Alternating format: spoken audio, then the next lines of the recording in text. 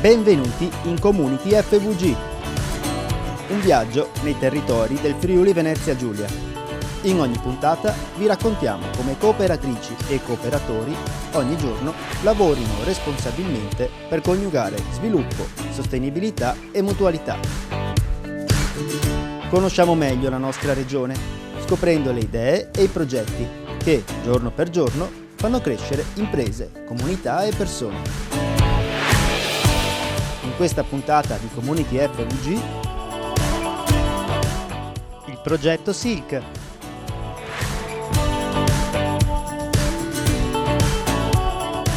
Cooperazione sociale e pubblica amministrazione. Ne parliamo con Stefano Granata e Dorino Favotto.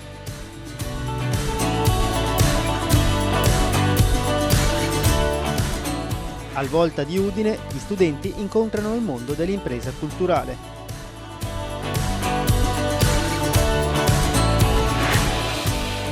Buone pratiche, il welfare di comunità. Ora cominciamo il nostro viaggio. Mondo cooperativo.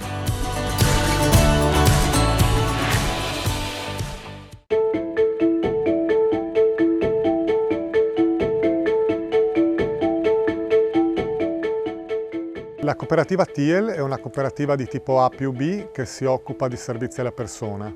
Oltre ai soliti servizi che riguardano appunto la cura delle persone con svantaggi che possono essere tipo psichiatrico come fisico, abbiamo una serie di attività che coinvolgono anche prevedono il coinvolgimento del territorio. Questo per il rispetto di uno dei nostri principi cardine e quindi assieme ai vari progetti di agricoltura sociale che ci vedono coinvolti nell'azienda agricola Cadirico a Ronchi dei Legionari, abbiamo iniziato un percorso con il programma di sviluppo rurale del Friuli Venezia Giulia che ha finanziato il progetto SILC per 275.000 euro. Il progetto SILC ha come obiettivo il rilancio della gelsibachicoltura in Friuli Venezia Giulia.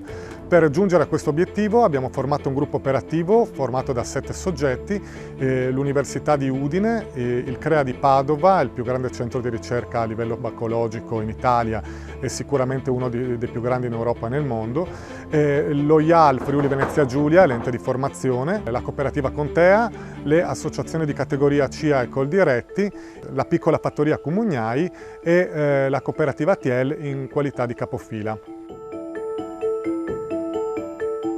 L'obiettivo del progetto è rilanciare la filiera della gelsibachicoltura, ripristinarla. Una filiera cos'è? Una filiera è un insieme di agenti che operano nel territorio dalla produzione di un prodotto al consumo finale. Per giungere a questo obiettivo noi abbiamo sviluppato una serie di attività che andassero a stimolare tutte le parti che compongono questa filiera, dalla trasformazione alla produzione fino al consumo.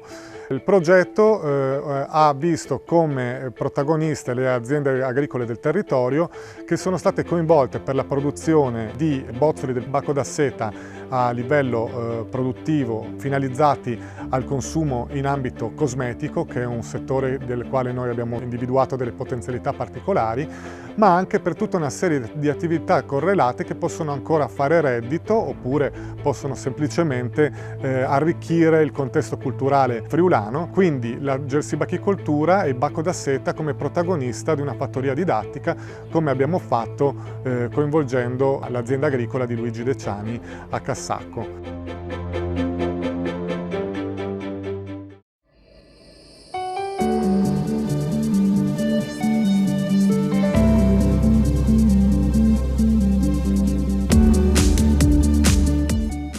Cooperative e associazioni culturali hanno incontrato gli studenti del Volta di Udine grazie al progetto Flessibilità e Cambiamento, realizzato nell'ambito del bando regionale Iniziative culturali a favore dei giovani. Lunedì 6 giugno, infatti, cooperative e associazioni culturali partner del progetto si sono presentate agli studenti delle classi terze della scuola udinese, scuola paritaria che a sua volta ha adottato la forma cooperativa. sarà il momento clou di un progetto avviato a ottobre 2021 che ha coinvolto le cooperative Arte Eventi, Nuove Tecniche, Ortoteatro, Go Bike, l'impresa sociale Atena e le associazioni Circo all'incirca, Espressione Est, Iscrice e l'associazione Mediatori Culturali. Gli studenti hanno seguito un percorso formativo che ha visto diverse fasi. Il progetto, di cui Confcooperative è partner, si inserisce nell'ambito delle attività che il sistema cooperativo svolge per favorire l'avvicinamento dei giovani al mondo dell'impresa e in particolare al modello di impresa cooperativo, spiega Nicola Galois, segretario generale di Confcooperative Friuli Venezia Giulia. L'associazione ogni anno raggiunge con le proprie iniziative oltre 3.900 studenti.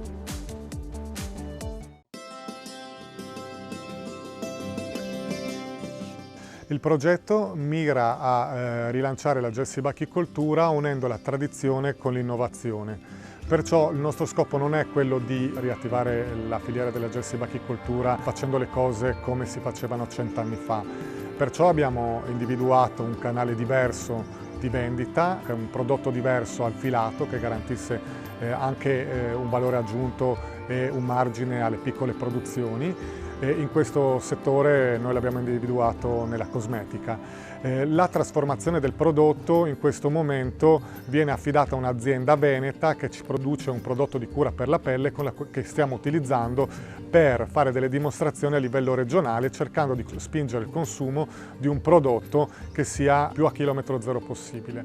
Per quanto invece riguarda l'innovazione scientifica abbiamo affidato l'incarico all'Università di Udine di creare un modello di coltivazione del gelso che permetta agli allevatori di allungare il ciclo produttivo, quindi sostanzialmente essere più produttivi e quindi avere una maggiore remunerazione, e di sviluppare un prototipo che faciliti le fasi di allevamento degli agricoltori, che renda la produzione più veloce e soprattutto li faccia lavorare in una posizione ergonomica più comoda.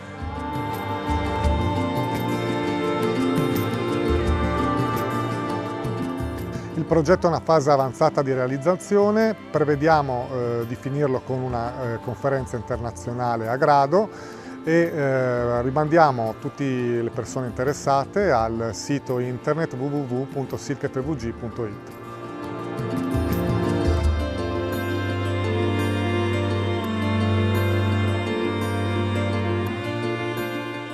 Vari sono i motivi per cui ho deciso di partecipare a questa iniziativa. Il primo di tutto è perché ho la fortuna di possedere una piccola azienda agricola nella quale sto cercando di sviluppare delle attività, oltre a quelle tradizionali di coltivazione e di allevamento, anche le attività connesse di agriturismo, di fattoria didattica, di fattoria sociale. E in questa ottica qui l'allevamento dei bachi da seta ci sta benissimo dentro.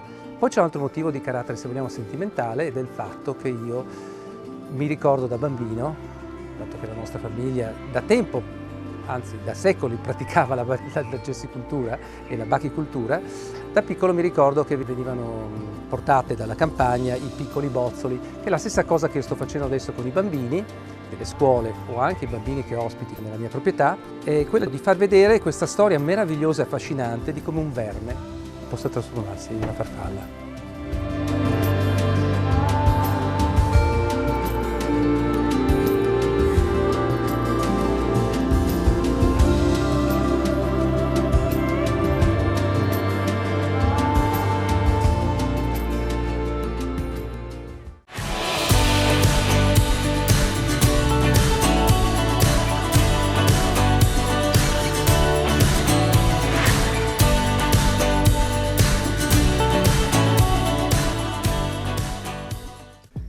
Salve a tutti, i temi della progettualità, della cooperazione sociale e dei rapporti con la pubblica amministrazione sono assolutamente importanti. Per questo oggi dialoghiamo con il presidente nazionale di Federsolidarietà Stefano Granata e col presidente regionale dell'ANCI Dorino Favot, che ci hanno espresso i loro pensieri. Presidente Granata, dal suo osservatorio nazionale qual è lo stato di salute, i numeri di Federsolidarietà? Federsolidarietà rappresenta il più grosso aggregato di cooperative sociali di questo paese, stiamo parlando di quasi 6.500 cooperative e 250.000 addetti che rivolgono servizi a milioni di cittadini di questo paese. La peculiarità è che siamo veramente in ogni parte d'Italia, nessun territorio escluso, dalle grandi città ai piccoli centri, alle cosiddette aree interne. La peculiarità di Fede e Solidarietà è che si occupa dei servizi tipici di welfare di questo paese, dai servizi educativi e a quelli di inclusione sociale. Siamo sul mercato per includere le persone al lavoro. È un'operazione che ha visto lo sviluppo in questi 30 anni e che oggi ci ha consentito di arrivare a questi numeri, e credo che siamo un interlocutore fondamentale in vista della cosiddetta ripresa di questo paese. Io credo che non si possa prescindere da chi nelle comunità opera sul campo.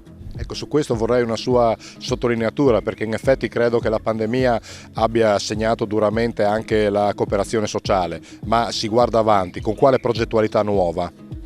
Io credo che la pandemia soprattutto abbia avuto un ruolo di acceleratore dal punto di vista del cambiamento della domanda dei cittadini. Sono cambiati i bisogni, sono aumentate le fragilità, c'è la richiesta di servizi diversi da quelli che sono stati profusi in questi anni dal nostro movimento, quindi mette profondamente in discussione i nostri modelli organizzativi ma anche i modelli di servizio. C'è bisogno di tanta innovazione.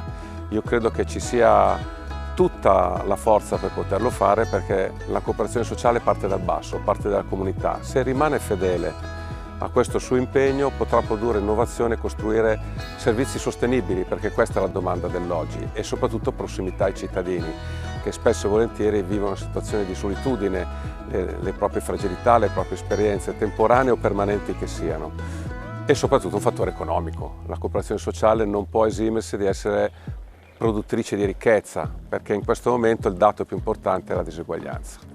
Io credo che la cooperazione sociale debba candidarsi a colmare questi gap di diseguaglianza e creare delle comunità più eque e accessibili, che nessuno rimanga escluso. Presidente Favotti, in qualità di rappresentante dei comuni della nostra regione, sicuramente ha dei rapporti stretti con la cooperazione sociale, con le loro attività, con i loro progetti. Si può trarre anche un bilancio, magari diciamo in un momento di ripresa dopo la pandemia? Certamente, innanzitutto la mia presenza oggi sta proprio a testimoniare questo, cioè un grande rapporto di collaborazione che si è instaurato tra il mondo delle autonomie locali e il mondo delle cooperative. Questo significa creare reti, creare relazioni e far sì che ci sia una migliore crescita sul territorio. È vero che il periodo della pandemia è stato un periodo difficile, di crisi, però nello stesso tempo ci ha aiutato a compattare ulteriormente quelli che sono i rapporti e le relazioni con cooperative, proprio per far sì che quel processo di inclusione e di creazione di rete economico-sociale possa crescere sempre di più nelle nostre comunità. Partendo da questi buoni rapporti, appunto, le chiederei, ecco, da qui in avanti, guardando un po', diciamo, speriamo a una situazione migliore, una situazione di ripresa, quali possono essere i nuovi stimoli, le nuove azioni per rafforzare ulteriormente questa collaborazione? Allora, a mio avviso questa collaborazione può essere rafforzata se si va oltre l'aspetto puramente formale. Mi spiego meglio. È chiaro che ci sono tutta una serie di rapporti che vanno, diciamo così, regolati, perché c'è una normativa, ci sono delle situazioni per cui bisogna essere sul pezzo, ma dall'altro io credo che ci debba essere uno sforzo in più da parte, e lo dico per primo, nostra come comuni, a guardare più all'aspetto proprio di quella che è la rete sociale che si crea nel nostro intorno, per far sì che quelle persone che hanno maggior difficoltà di inclusione possano veramente trovare quello spazio, quel tessuto, quel terreno utile per poter crescere al meglio anche queste persone che hanno difficoltà, e quindi trovare delle opportunità a loro volta di crescita nella loro situazione in cui si possono trovare.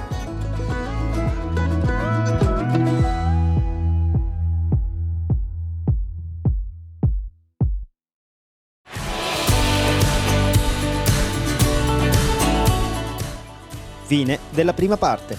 Community FVG continua dopo la pubblicità.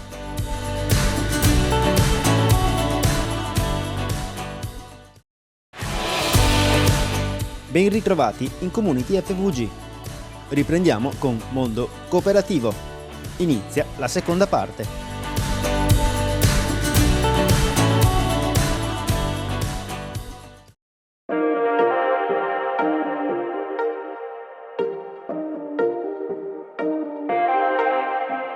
Cooperativa Nascente nasce nel 1987 su iniziativa di Don Emilio De Roia. Non serve tratteggiare la figura di Don De Roia perché credo che sia conosciuta in tutto il Friuli e credo anche fuori. Don De Roia, dopo aver messo in piedi Casa Immacolata per garantire l'accoglienza alle persone disagiate, alle persone emarginate di quei tempi, ha ritenuto che ci fosse, attraverso un loro impegno con il lavoro, uno strumento per dare dignità a queste persone affinché potessero riacquistare un loro ruolo all'interno della società. E questo valeva sia per le persone adulte che per i giovani. E quindi nel 1987 la Cooperativa Nascente, tra l'altro una delle prime cooperative sociali in Friuli, ha cominciato la sua attività dando lavoro a delle persone adulte attraverso piccoli lavori edili, attraverso la lettura dei contatori dell'acquedotto, attraverso piccola carpenteria e così via. Nel 2002, nell'ambito di un progetto etico che era la raccolta degli abiti usati, la Cooperativa Nascente ha voltato pagina e ha strutturato molto di più quella che era la sua attività, finalizzandola a un maggiore disponibilità nell'accoglienza attraverso le sue file delle persone disagiate, quindi garantendo loro il lavoro, e quindi attraverso un investimento considerevole fatto dei cassonetti in accordo con la Caritas ha garantito la raccolta degli abiti usati nell'arcidiocesi di Udine. Successivamente, grazie quindi a questo lavoro, l'evoluzione della cooperativa è stata tale che ha permesso quindi una crescita costante e continua. Pertanto tutto il derivato da questa attività ha permesso quindi di capitalizzare la cooperativa e metterci nelle condizioni di attivare ulteriori servizi affinché qualora ci fosse l'esigenza di ulteriore spazio lavorativo o che il settore degli abiti non dovesse più garantire la stessa redditività di prima, ci potesse quindi essere un maggior spazio lavorativo. In questo si sono attivati in modo più strutturato il verde, il traslochi e l'edilizia, garantendo quindi a tutte queste persone un notevole lavoro. Recentemente, grazie quindi al lavoro svolto da tanti soci, oggi siamo una settantina circa, la cooperativa è stata messa nelle condizioni di poter fare un notevole investimento che è la nuova sede operativa di Pasian di Prato. Questo perché da una parte la cooperativa era cresciuta, lo spazio presso Casa Immacolata non ci consentiva più di svolgere appieno in modo confacente le nostre attività, e dall'altra parte si sono creati i presupposti per un ulteriore sviluppo. Per noi questo rappresenta non un punto di arrivo ma un punto di partenza.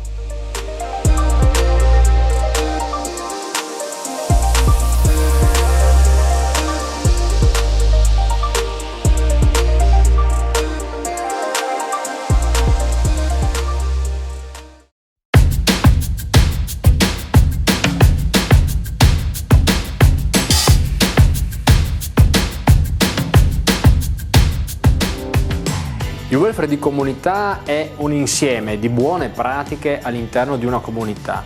Soprattutto è il fatto di attivare le singole persone, le quali si mettono assieme per rispondere ai dei bisogni di quella comunità. Ecco che allora il welfare di comunità necessita di un supporto anche delle istituzioni pubbliche, soprattutto che riconoscano la validità di queste pratiche, di questi legami per rispondere ai bisogni del territorio. Il welfare di comunità non significa costruire steccati, significa valorizzare le idee, significa valorizzare le pratiche, significa metterle insieme, metterle in rete in modo da raggiungere una maggiore efficienza, un'efficacia rispetto al raggiungimento degli obiettivi, che naturalmente gli obiettivi sono volti verso le persone, verso le singole persone, ma naturalmente anche l'insieme delle persone. Ecco che allora all'interno del welfare di comunità ci sono più attori, necessariamente gli attori pubblici e gli attori privati. E gli attori privati devono intraprendere questa esperienza non come mero business, ma come investimento nelle comunità.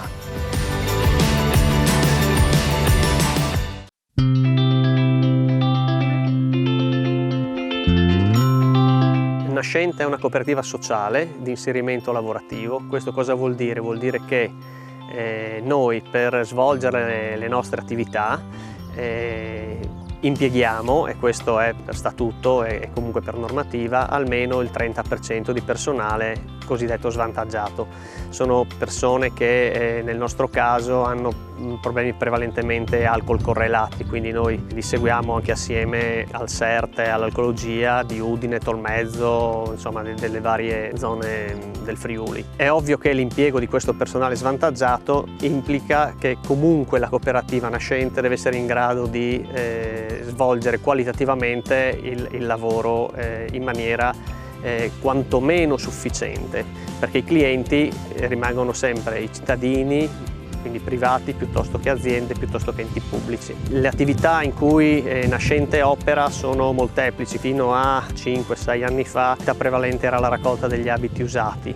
Questa, per una serie di motivi legati prevalentemente ad aspetti normativi, sta un po' alla volta calando. Altri settori in cui opera la cooperativa, perché ovviamente è necessario differenziarsi, sono quelli dell'edile. Per edile noi intendiamo veramente sono finiture edili, nel senso che noi facciamo prevalentemente interni, ma questo vuol dire qualsiasi attività con esclusione degli impianti, per cui abbiamo muratori, abbiamo piastrellisti, cartongessisti, imbianchini, montiamo serramenti o li ripariamo, persiane, tutte queste cose qua. I clienti anche qui sono sia pubblici che privati. Abbiamo poi altra attività che è in forte crescita, che è quella legata alla manutenzione del verde, che svolgiamo non solamente in zona provincia di Udine, ma anche in Carnia. Altre attività su cui stiamo spingendo è quella degli sgomberi o di gestione e trasporto rifiuti. Questo sviluppo è facilitato dal fatto che noi comunque per trasportare gli abiti usati, che sono normativamente parlando rifiuti, abbiamo dovuto richiedere le autorizzazioni appunto per il trasporto dei rifiuti. Aperta questa porta abbiamo differenziato le categorie, quindi non trasportando solamente rifiuti tessili ma tutta un'altra serie di tipologie. Di recente a inizio anno anche i pericolosi, e questo è un mondo che ci dà possibilità di crescere e sul quale adesso stiamo vedendo di puntare. Poi abbiamo un altro settore storico che è di pulizie. Ecco, questo è un po' il quadro di tutto quello che al momento fa Nascente. Siamo una settantina tra operai e impiegati e il nostro parco mezzi conta quasi una trentina di furgoni di varie dimensioni, necessari in quanto tutta la nostra attività è sul territorio, quindi noi ci spostiamo sul territorio e ovviamente tutti gli operai hanno necessità di avere dei mezzi per poter raggiungere i vari cantieri di lavoro.